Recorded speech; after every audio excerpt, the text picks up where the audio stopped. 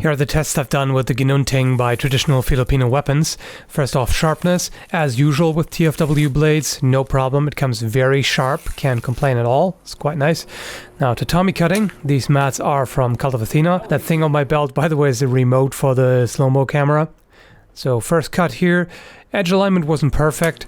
Overall, on this day, my edge alignment wasn't great. I seem to be a little rusty since I haven't done cutting in a while, but the blade has no problem with it, just sails right through the tatami. This cut here is very difficult when it's just resting on there, but even so, it cut about 2/3 through it.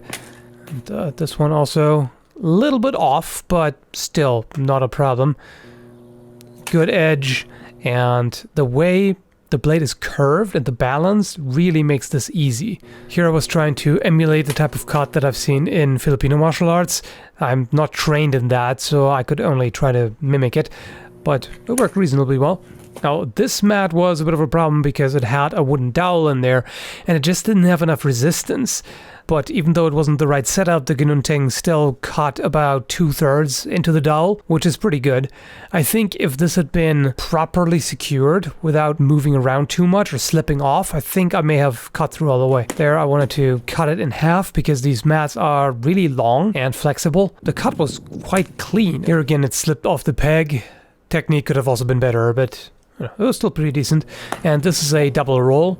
So 2 mats, which was really resistant, but it made it most of the way, and as you see here, there wasn't much left.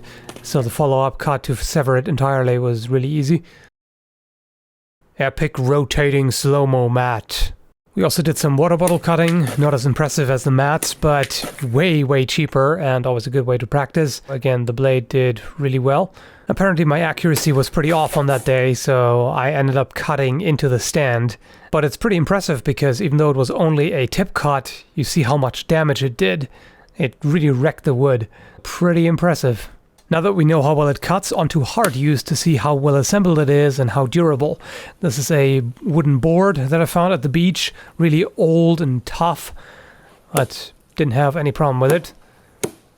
And here you can see how effective the curvature is at the point. So I was chopping point first, and it entered pretty far. Even split it on this one.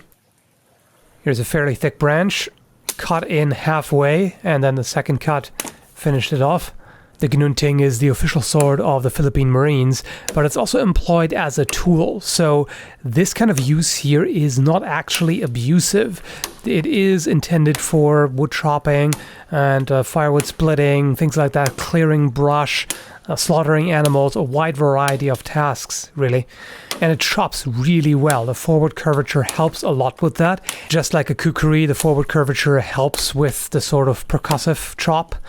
And it's really easy to use. There is no hand shock at all. The handle is extremely comfortable and ergonomic. There's no vibration or anything. It's not fatiguing to use at all. So really the perfect tool for clearing underbrush in the jungle and a variety of other tasks, whatever is at hand really. So this is sort of like a sword and an axe in the same package almost. Of course it doesn't perform like an axe, but it's definitely a more powerful chopper than a lot of other swords. It also doesn't get stuck a lot and is easy to remove from the wood. So overall pretty low effort, but highly efficient. Here I was testing light tip cuts, so really not doing much more than just tightening my 2 bottom fingers just to see how well that goes. And you can see that the tip actually enters pretty far into the wood.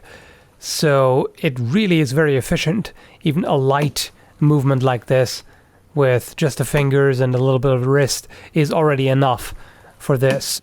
And this sort of tip cut would be quite effective in combat. A lot of swords aren't very effective when cutting with a tip, but this design certainly is. It could even be used for a combined cut-thrust action if you push it forward while throwing the cut.